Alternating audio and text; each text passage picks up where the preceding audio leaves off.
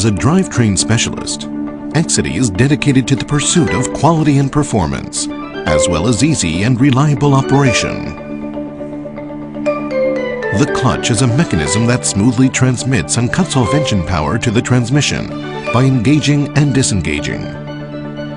The clutch cover and flywheel always revolve together with the engine.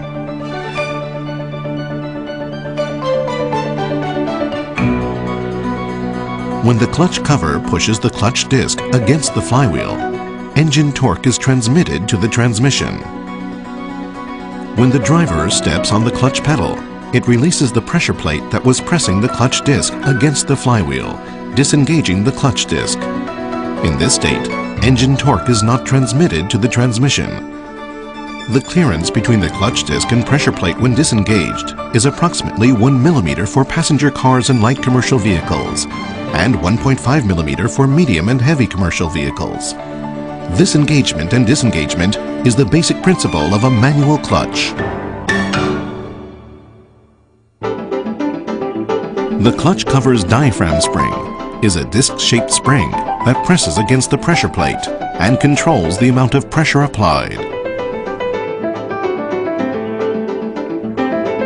The amount of force that presses on the diaphragm spring is called the compression force. The graph that shows this change in compression force is known as the clamping load characteristic.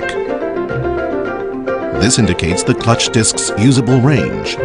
If wear exceeds this range, it will be impossible to obtain the necessary compression force and the clutch will slip.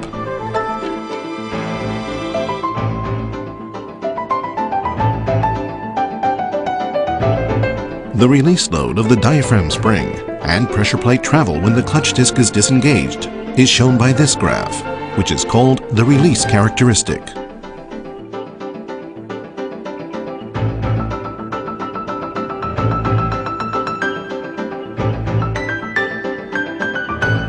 The other parts that comprise the clutch cover assembly are wire rings that serve as the fulcrums for operation of the diaphragm spring, strap plates that secure the pressure plate, and the clutch cover itself, which contains all of these parts. Next, looking at the clutch disc assembly, engine torque is first transmitted from the pressure plate to the facing material.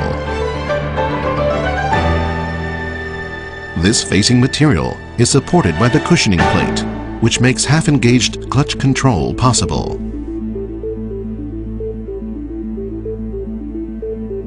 Engine torque is transmitted to the retaining plate and clutch plate, which hold the entire assembly together while actuating the torsion springs. The primary function of the torsion springs is to absorb fluctuations in engine revolution.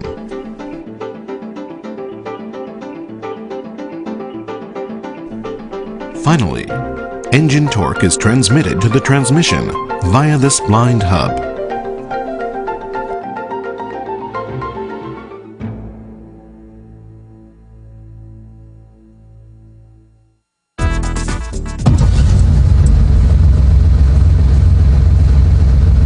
Fluctuations in engine revolution while idling are absorbed by this two-piece splined hub, which is coupled with several small dampening springs. It functions to prevent a chattering noise when fluctuations are transmitted to the transmission.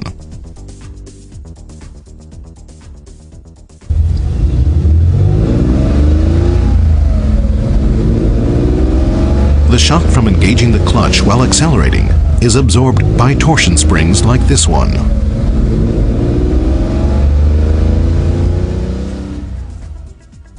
The cone springs, friction washers, and friction plate function to quickly stop the torsion springs from vibrating, reducing both noise and vibration.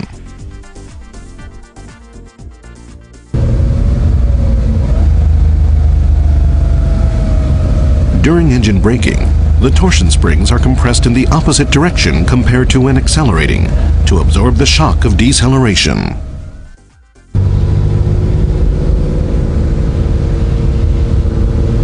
When driving at a constant speed, fluctuations in engine revolution are absorbed by the torsion springs and friction washers. This reduces the amount of chattering noise transmitted to the transmission and the differential gear.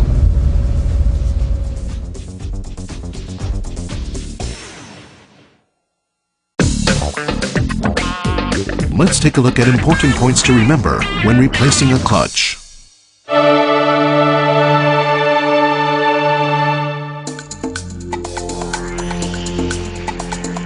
When ordering a replacement clutch, it is necessary to check the vehicle's model, the year the vehicle was made, and the type of engine. This will ensure that you order the correct replacement clutch.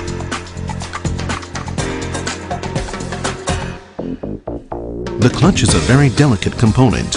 If the clutch disc is even slightly damaged or deformed by mishandling, it will come into uneven contact with the flywheel or the pressure plate, preventing the engine torque from disengaging. The clutch cover must also be handled with care. If it is dropped, the clip could become bent, impairing disengagement performance or causing chattering noise.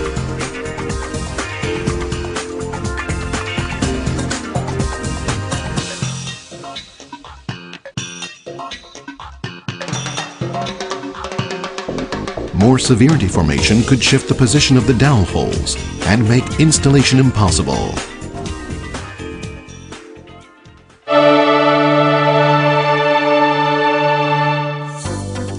After securing the transmission with the transmission jack, pull the transmission off and lower it so that the crankshaft and top shaft are aligned along the same axis.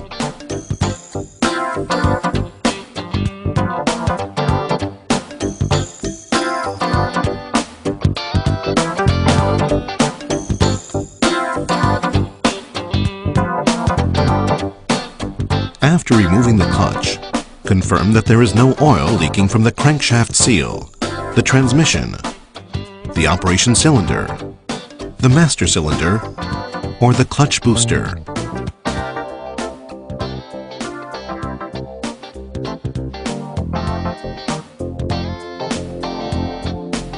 Confirm that there is no wear, patterned wear, or thermal distortion of the flywheel surface where it comes into contact with the clutch disc.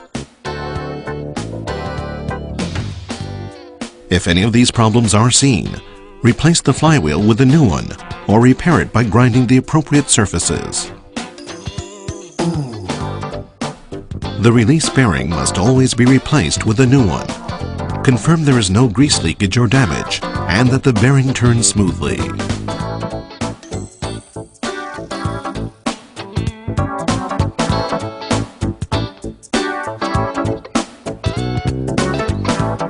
Some clutch covers are pull type, and you can disengage the clutch by pulling the diaphragm spring. Exidy pull type clutch covers employ a snap-in mechanism for extremely easy removal and bearing replacement.